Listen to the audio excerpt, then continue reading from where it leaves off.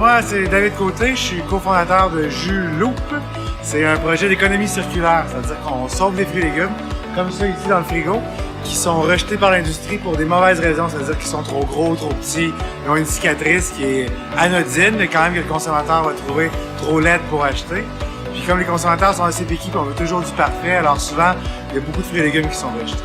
On va dire 45% de tous les fruits et légumes qui vont pousser sur la planète vont être rejetés avant la consommation.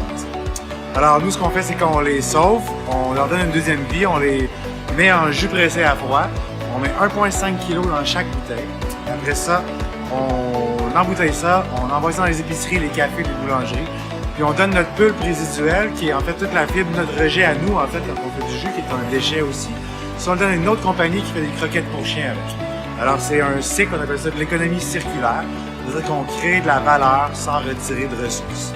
L'économie circulaire, pour nous, c'est juste le gros bon sens, en fait. C'est de faire les choses qu'on aurait dû commencer à les faire il y a des centaines d'années.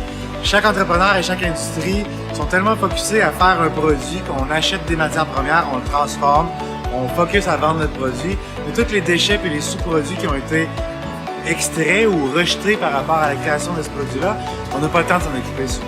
Alors nous, notre idée, c'est d'inspirer les gens à se poser la question, qu'est-ce qu'il y a dans nos déchets? Est-ce qu'il y a de l'art dans nos déchets? Puis la réponse, c'est oui. Il y a plein de valeurs dans ce que l'industrie rejette qu'on peut reprendre et donner à une autre industrie ou une autre entreprise qui, eux, vont en retirer, prendre des ressources. Donc l'idée, c'est de voir les choses d'une façon plus globale, puis d'essayer de voir un peu notre entreprise comme un organisme vivant, en fait, qui a des entrées, qui a des rejets, puis d'essayer de le nourrir de la meilleure façon possible. En 2017-2018, bientôt, c'est l'ère où est-ce que les entrepreneurs ont envie de faire du changement.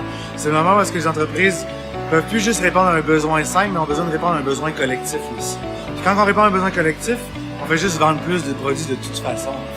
Fait que j'envoie mon salut à toutes les entreprises qui essaient de prendre des actions de développement durable ou qui essaient même de créer une entreprise qui, l'action même de l'entreprise est de régler un problème environnemental. Puis toutes ces entreprises-là se retrouvent comme nous sur les pages vertes du Québec. Alors vous pouvez trouver les jus Loop un peu partout dans les épiceries. Vous pouvez aussi sauver des fruits et légumes, pas juste en achetant des jus, mais en faisant attention à la maison, puis aussi en achetant des fruits et légumes qui sont moins beaux. Ils sont tout aussi bons. Alors à l'épicerie, au lieu de les tirer vers derrière, vous pouvez les regarder, leur donner de l'amour, puis les prendre chez vous, puis les sauver. Faire comme nous, en fait. Et puis, souvenez-vous aussi, les pages vertes sont en sous-financement en ce moment, alors vous pouvez les aider sur le site web de sous-financement des pages vertes.